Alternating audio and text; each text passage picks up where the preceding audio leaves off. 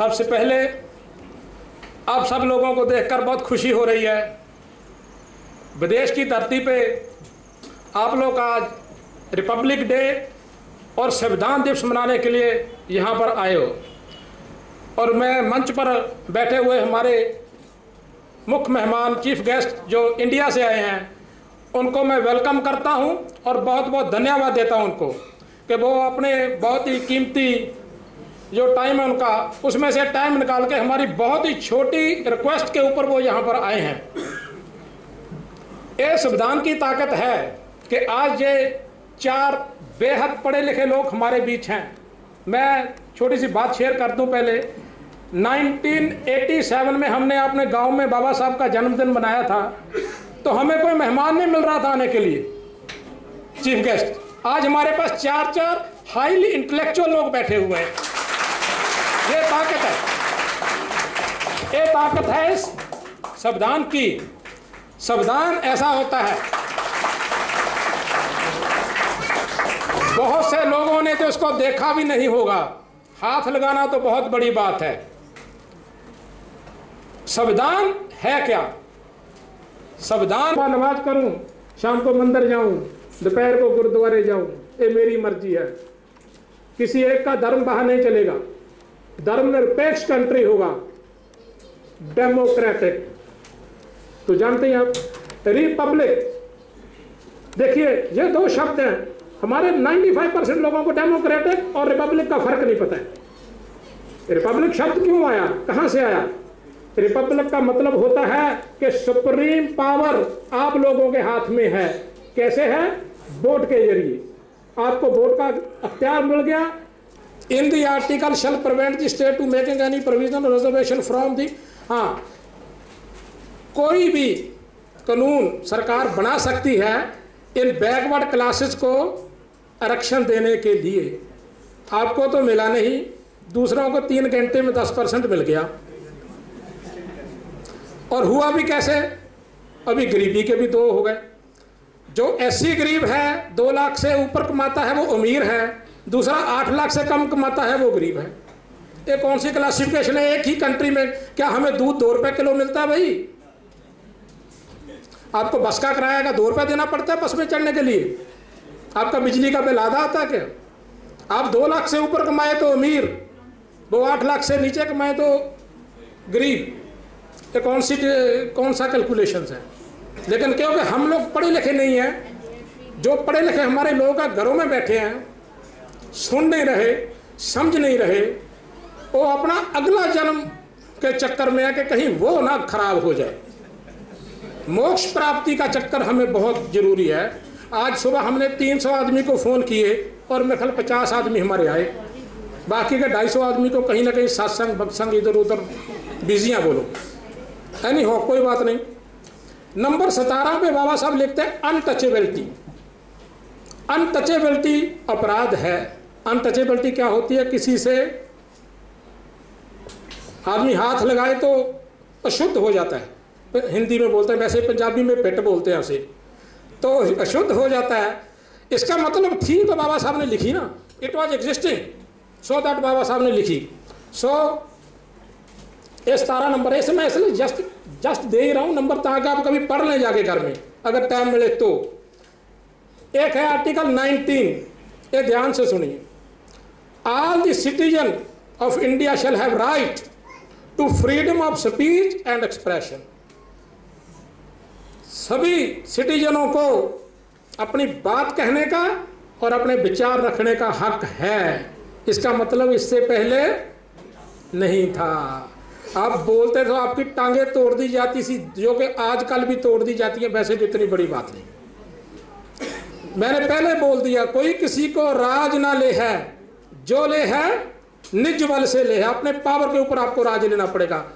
बाबा साहब ने आपको पावर दी हुई है, लेकिन you are not using that power. दूसरा है to assemble peacefully and without arm. जैसे आप हम लोग बैठे हुए, आप लोग कहीं भी इकट्ठे हो सकते हैं लेकिन हथियारों के बगैर।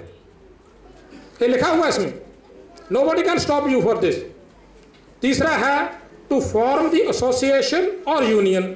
आपको यूनियन कोई जैसे एम्स है, कमेटी बना सकते हो, इन दी राइट पाथ, संविधान के अंदर।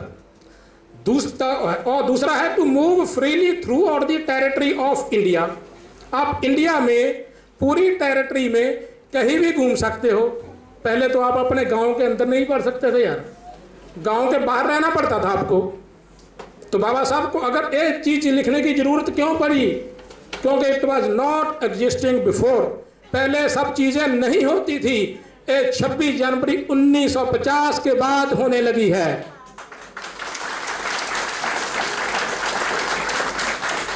तीसरा है to reside and settle in anywhere in the territory of India. आप कहीं भी रह सकते हो, कहीं प्लॉट ले सकते हो, नहीं तो आपको मॉडल टाउन में कोई घुसने देता क्या भाई? मॉडल टाउन में कोई बढ़ने देता आपको? आज आपके मॉडल टाउन में बंगले हैं, यहाँ हमारे जैसा आदमी पैर भी रख दे तो गंदे हो जाएंगे। दूसरा लास्ट है जो टू प्रैक्टिस एनी प्रोफेशन और carrying any occupation. This is important. To practice any profession का मतलब क्या है? पहले हमको क्या बोला गया कि काई दे पुत ने तक काई खोतना भाई, इधे सी ना भाई, जो चमार के घर में पैदा हो गया वो जूते बनाएगा। लेकिन बाबा साहब ने बोला नहीं, you can choose your profession according to your capacity to carrying any occupation. कोई भी काम करे, चमार का बेटा डीसी भी लग सकता है, तरखान का बेटा जरूरी नहीं कि वो लकड़ी का काम करेगा, कुछ और भी कर सकता है। एनी ट्रेड और बिजनेस, आप बिजनेस भी कर सकते हो। पहले आप कर सकते थे क्या बिजनेस? आपको कोई दुकान नहीं खोलने देता था, वो अलग बात है, आज भी नहीं खोलने देते वैसे तो, लेकिन फिर बात वही है जिसका दम होता है वो खोल लेता है। तो ये है 19, याद रखते रहिए, और लिखना चाहते लिख भी सकते। उसके बाद एक बड़ा इंटरेस्टिंग है, वो है 21A। उसमें क्या लिखा देखिए, 21A में क्या लिखा बाबा साहब ने? State is responsible for providing free compulsory education to all children of age of 6 to 14 years. 6 से 14 साल के हर बच्चे को फ्री और फेयर एजुकेशन मिलनी चाहिए। उन्होंने यहाँ ऐसा नहीं लिखा कि बच्चा शेड्यूल्ड कास्ट का होगा, बैकवर्ड का होगा, ऊपर की जात का होगा, नीचे की का होगा। For every citizen of India 6 से 14 साल के बच्चे को फ्री एजुकेशन। आपको मिली है भैया किसी के बच्चे को? हाँ, यहां मैं और बताऊं, सॉरी, हमें क्या मिला है? Mid day meal. Mid day meal की भी मैं स्टोरी सुना दूं यहीं पे। मिड डे मील में क्या होता है, हमारे लोगों को अपाहज और अपंग बनाने का एक बड़ा सोचा समझा तरीका है। मिड डे मील में अभी क्या हो गया, हमारी औरतें बच्चे को सुबह रेडी करती हैं, वो ये नहीं कहती कि किताब है बेटे कटोरी ले ली, आज खीर का दिन है। बच्चे की माँ बोल रही है कि कटोरी ले ली, चमचा ले लिया, प्लेट ले ली। माँ को उसका फिक्र नहीं है कि उसके पास किताब है कि नहीं है, उसे उसका कटोरी का फिक्र है। ये हो रहा है आपके साथ, लेकिन आप लोग सोए हुए हो। 23A में लिखते हैं ट्रैफिक इन ह्यूमन बीइंग, बेगर और any similar form is forced labour. ये बात समझते हो? 23A में लिखा हुआ है किसी की तरह की भीख मांगना, या किसी से भीख मंगवाना, या किसी को सीरी, पंजाब में बोलते हैं सीरी लगा हुआ था आदमी। पूरी जिंदगी फ्री ऑफ कॉस्ट लेबर करते थे हमारे लोग। सुबह गए, रात को आए, जो बचा खुचा घर का खाना है घर के बाहर रख दिया गया खा लेना, उसे बोलते थे सीरी लगना, फोर्स लेबर। उसको प्रोहिबिशन किया हुआ है 23A में। 24 नंबर पे आता हूं मैं। No child below the age of 14, 14 साल से नीचे का बच्चा किसी भी फैक्ट्री में काम नहीं कर सकता, किसी ढाबे पे काम नहीं कर सकता। लेकिन आपके करोड़ों करोड़ बच्चे मंदिरों के बाहर भीख मांग रहे हैं।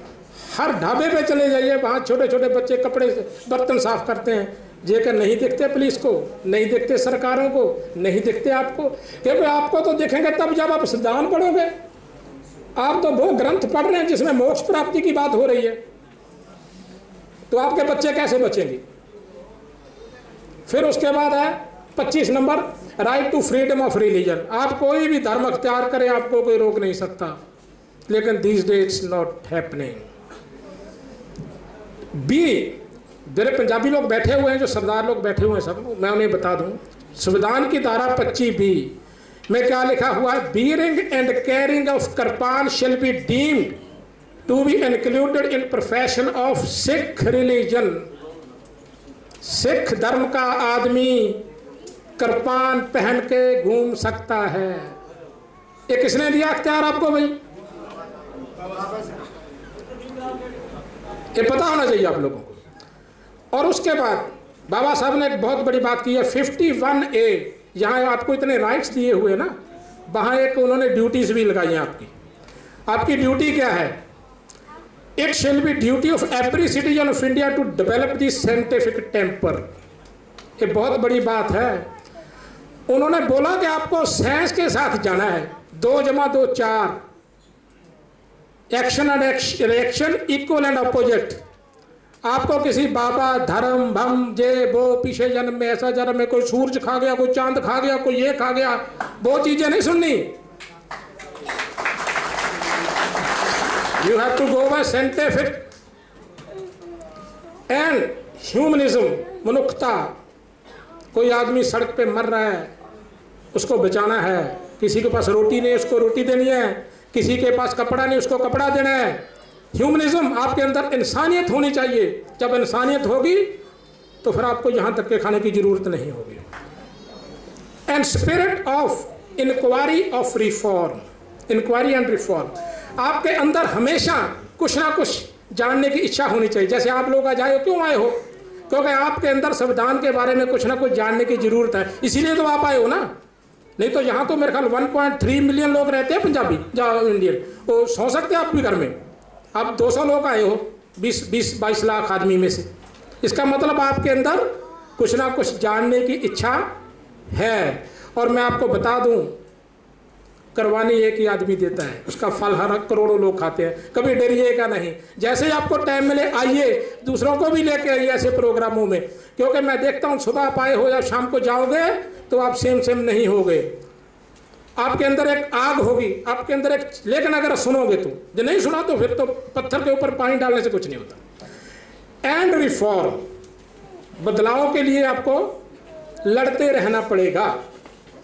और उसके बाद एक जो बहुत ही अच्छी जो मुझे लगती है वो है 38। उसमें क्या लिखा बाबा साहब ने, ये ध्यान से सुनिए आप जरा। The state shall particularly strive to minimize the inequality in income। ये देखिए बात आपको समझ आनी चाहिए।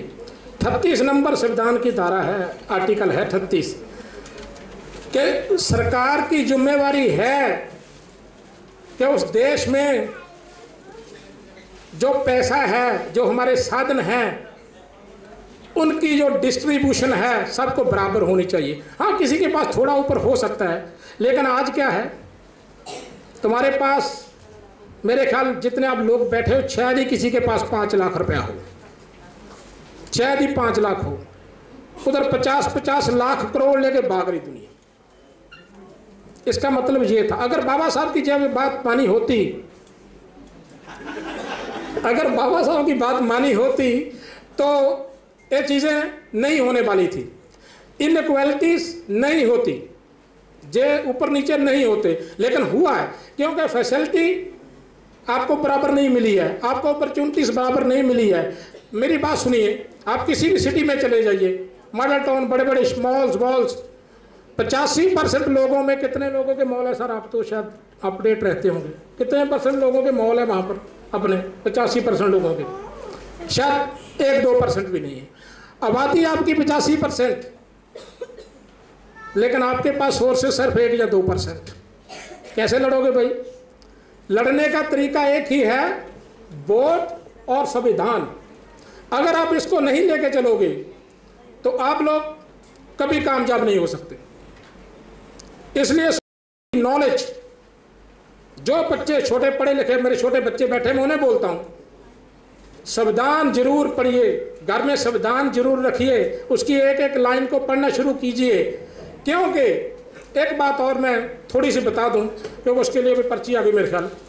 तो जैसे ये मेरा भारतीय संविधान है, जिसने हमें 5000 साल की गुलामी और अंधेरे से निकाल के आज आपकी ज़िंदगी को रोशन कर दिया है। दूसरे तरफ मेरे पास एक और बुक है जिसका नाम है एक किताब मनुस्मृति है। इसने हमारी ज़िंदगी में 5000 साल से अंधेरा रखा है। अंधेरा क्यों रखा है? क्योंकि जब तक ये दो चीज़ें हैं, मैं हमेशा बोलता हूँ, ये पॉजिटिव ये नेगेटिव, जब पॉजिटिव और नेगेटिव आप टेक्निकल लोग समझते हैं ना, जब मिलेगा तो ही दिमाग की बत्ती जगेगी। जब तक आप इसको नहीं जानते, इसकी ताकत को नहीं पहचान सकते। जो चीज़ें बाबा साहब ने की और क्यों की, 1927 में इसको जला दिया था उन्होंने। इसीलिए तो ये लिखा, इसमें जो है उसके बिल्कुल उल्ट इसमें है। यहाँ पर औरतों के लिए हक हैं, लेकिन यहाँ क्या बोला जाता है, औरत सिर्फ अपने बाप भाई बेटे की रहम करम के ऊपर है। अगर कहीं शूदर का मतलब मेरे भाई जो बैठे हुए हैं ऐसा ना समझ लें कि चमारी होता है। 85% लोग यू ऑल आर शूदर्स। बहुजन, आजकल उसे बहुजन बोला जाता है। अगर बहुजन कहीं भूल के भी कहीं ऊपर जाति वाले के साथ बैठ जाए तो उसका पिछवाड़ा काट दिया जाए, लिखा हुआ इसमें। श्लोक नंबर, चैप्टर नंबर, इसमें 12 चैप्टर हैं। 12 चैप्टरों में 2600 श्लोक है, इसमें पढ़े उसे।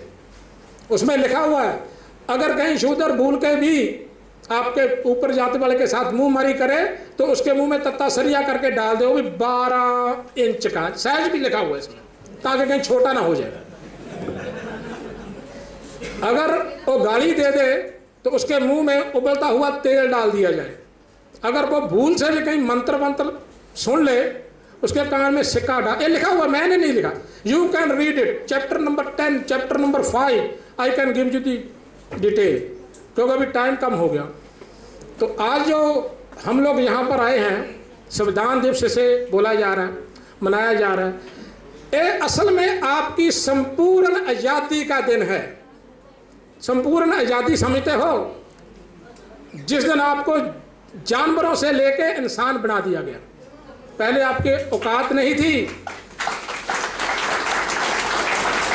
कि आप गांव में घुस सकें, आप कहीं पानी पी सकें।